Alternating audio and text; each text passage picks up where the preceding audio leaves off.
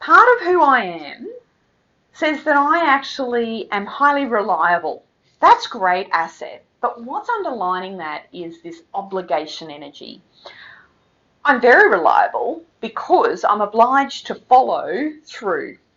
I feel like I need to ensure that I have crossed every T and dotted every I, and I will complete that task, or I will turn up that event, or I will just do what I say I'm going to do. Now that's a great asset, but what it can lead me to do is to not be very flexible.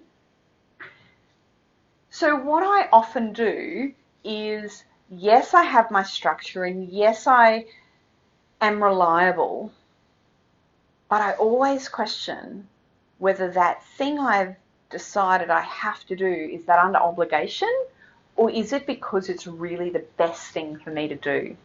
And when I ask that question, is it obligation or is it the best for me? Suddenly I let in flexibility. I allow things to appear in my world that previously I didn't know was going to show up. So let in some flexibility. See what it is that's in front of you that you can prioritize, that it's actually the best for you.